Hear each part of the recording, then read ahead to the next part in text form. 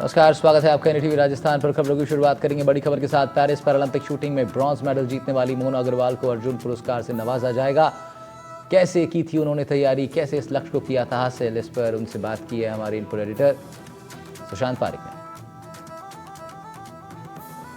Olympic में bronze medal जीतने वाली पैरा शूटर मोना अग्रवाल को केंद्रीय खेल मंत्रालय ने अर्जुन अवार्ड देने की घोषणा की है और पूरे राजस्थान के लिए बहुत बड़ी बात है।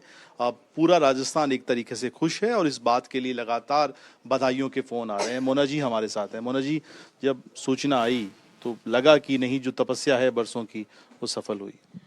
जी, नॉमिनेशन जब हुआ था तो मुझे पता था और मुझे अंदर से गट फीलिंग आ रही थी कि अर्जुन अवार्ड के लिए मैं सिलेक्ट हो जाऊंगी।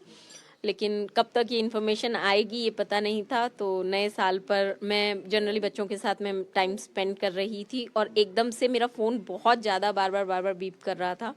तो मुझे लगा ऐसा क्या हो गया, न्यू ईयर तो एक दिन पहले ख़त्म हो गया है, एक ही दिन का चाव रहता है, तो ऐसा क्या हुआ कि इतने मैसेज आ रहे हैं। तो जैसे ही मैंने देखा खोल के तो कॉन्ग्रेचुलेशंस के मैसेज थे बहुत सारे।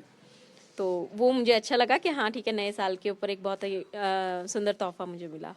बिल्कुल, एक लंबी जर्नी रही, मुश्किल और संघर्ष भरी भी रही। जब आज इस मकाम पे आप देखती हैं पीछे मुड़ के तो लगता है कि नहीं, जो अचीव करना था उस दिशा में एक बहुत बड़ा कदम बढ़ा लिया है। जी बिल्कुल, मुझे लगता है कि जो भी इंसान पहली बार गेम्स में आता है, खेलता है, वो ओलंपिक या पैरा ओलंपिक का सपना ज़रूर देखता है। मैंने भी देखा था। हाँ, ये खुशी है कि इतने कम समय में शूटिंग से जुड़ने के बाद लगभग 2.5 साल के अंदर मैं पैरा ओलंपिक पहुंचकर वहां से मेडल लेकर आ सकी। और उसके बाद में ये जो मेरा एफर्ट्स था, जिसे अप्रिशिएशन मिला है अर्जुन अवार्ड के रूप में, तो ये मेरे लिए एक बहुत ही गर्व की बात है कि मुझे इसके लिए चुना गया। सफर आसान तो नहीं रहा। किस तरह की चुनौतियां रही हैं, खासतौर पे आर्थिक मसलों पर भी बहुत बड़ा जो है एक तरीके से मैनेजमेंट आपको देखना पड़ता है और बहुत साधारण परिवार से आप आती हैं और जिस खेल को आप अभी खेल रही हैं बहुत महंगा खेल है।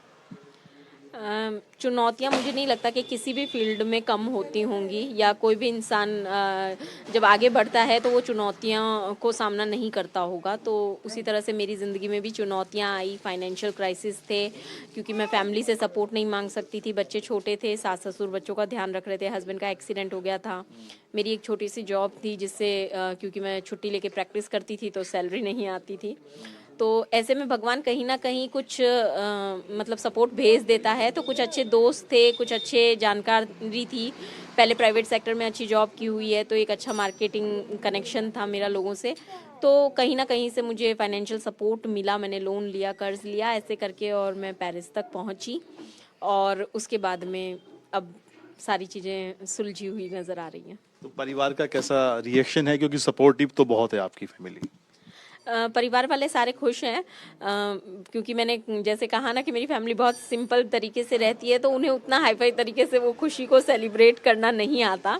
हम लोगों के लिए घर में हलवा बना के सेलिब्रेट कर लिया, हम इतने में खुश हो जाते हैं। तो बहुत सिंपल ज़िंदगी जीने वाले लोग हैं। लेकिन हाँ, इनके लिए ये बहुत बड़ा अचीवमेंट है कि इनके फैमिली से अब किसी ने इतना बड़े लेवल का अचीवमेंट किया है और इतना मुकाम हासिल किया है। वो जो सम्मान मुझे मिल रहा है वो मेरे परिवार के लिए भी उतना ही कीमती है, मूल्य है। तो सभी बहुत खुश हैं। अब आगे 25 में किस तरह की तैयारी, 26 के लिए आप कर रही हैं, एशियन गेम्स में जा रही हैं, और आप आगे क्या प्लान क्या है पूरा आपका? सर, अभी 2025 में हमारे कोई मेजर इवेंट नहीं है, तो मैं इसमें अपना पूरा इक्विपमेंट अपग्रेडेशन और जो भी मेरे टेक्निक्स के अंदर अपग्रेडेशन है, मैं वो सब करना चाहूँगी। मल्टी लेवल ट्रेनिंग्स करना चाहूँगी, क्योंकि किसी भी स्पोर्ट्स के अंदर इतना लंबा टाइम आपको कभी मिलता नहीं है कि आप अपने आप को अपग्रेड करें। लगभग हर 2-3 महीने में कोई इवेंट होता ही है। तो ये मेरे लिए बहुत अच्छी अपॉर्चुनिटी रहेगी। और 2026 के स्टार्टिंग से ही कोटा इवेंट्स जब स्टार्ट होंगे तो उसमें हम अच्छी पहल करने की मतलब पूरी कोशिश करेंगे। एशियन गेम्स है 2026 में, उसमें अपना बेहतरीन प्रदर्शन देने की कोशिश करेंगे। इसके अलावा क्या, कैसे मोटिवेट करती हैं, और क्या फिल्में देखना पसंद है, किताबें पढ़ती हैं, क्या रूटीन लाइफ क्या रहती है? जनरली मैं मोटिवेशनल बुक्स वगैरह पढ़ती हूँ, और स्पोर्ट्स के ऊपर जितनी भी मूवीज़ आती हैं या फैमिली से जुड़ी हुई जितनी भी मूवीज़ होती हैं, मुझे वो देखना बहुत पसंद होता है। मैं बहुत फैमिलियर टाइप की लड़की हूँ, तो बचपन से भी हमेशा एक जॉइंट फैमिली में रही हूँ, तो फैमिली से जुड़े रहना मुझे ज़्यादा पसंद है। तो इसी तरह की मूवीज़ देखती हूँ और बुक्स मुझे ज़्यादातर इंस्पायर करती हैं कि हाँ ठीक है। अभी जैसे रिसेंटली मैंने भगत सिंह की बुक पढ़ी है जो उन्होंने जेल के अंदर लिखी थी, जेल डायरी उनकी। तो ऐसे लगता है कि हाँ ठीक है, उनके अनुभव वो सारी चीज़ें अगर हम एक छोटी सी चीज़ भी उन किताबों से अपनी ज़िंदगी में उतार लेते हैं तो शायद हम बहुत आगे तक सफल हो जाएंगे। क्या जो खेल में राजस्थान में अभी सरकार उस तरह से हेल्प कर रही है, आपका क्या जो है नजरिया है, और सरकार ने किस तरह का रिस्पांस दिया है, किस तरह की मदद अभी करी है आपकी? सर देखिए, पैरा के लिए अभी तक सरकार के पास ऐसा कुछ स्पेसिफिक प्लान नहीं था।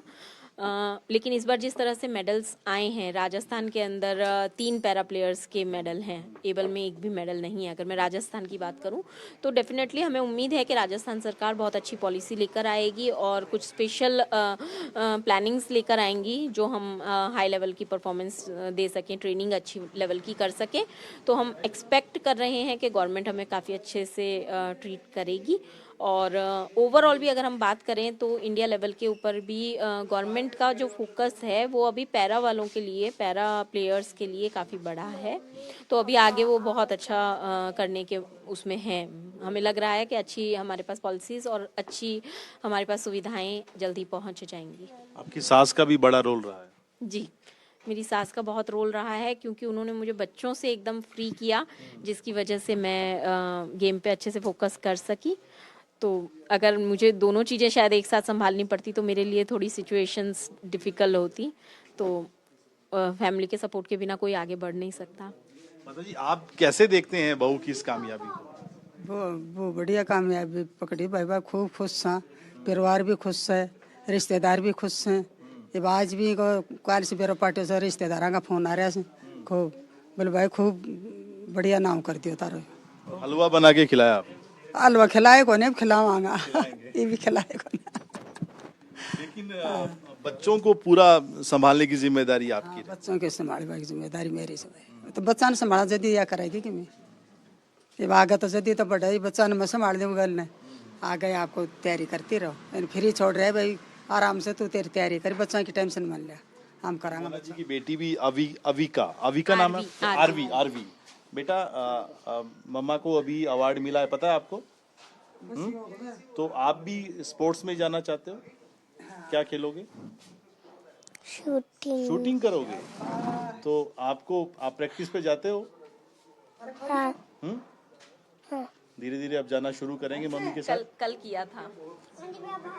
बताओ, मम्मा ने चॉकलेट दिलाया कि नहीं दिलाया आपको? नहीं। अरे चॉकलेट नहीं दिलाया?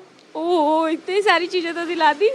चॉकलेट पेंडिंग है अभी। खैर, ये परिवार जो है आप देख सकते हैं, बहुत बड़ी उपलब्धि, लेकिन बहुत साधारण परिवार से मोना जी आती हैं और उसी तरीके से सेलिब्रेट किया जा रहा है। घर में हलवा बन रहा है, रिश्तेदारों के, परिवारजनों के, तमाम दोस्तों के फ़ोन आ रहे हैं और आगे का जो लक्ष्य है वो भी अभी से तय कर लिया है। लेकिन सरकारों को थोड़ा और ध्यान देना होगा, खासतौर पे राजस्थान सरकार। राजस्थान में सिस्टम को बेहतर करने की दिशा में अगर कुछ बड़े कदम उठाएं तो फिर ऐसे और मेडल राजस्थान आ सकते हैं। कैमरामैन जसराज के साथ सुशांत पारिक, NDTV जयपुर।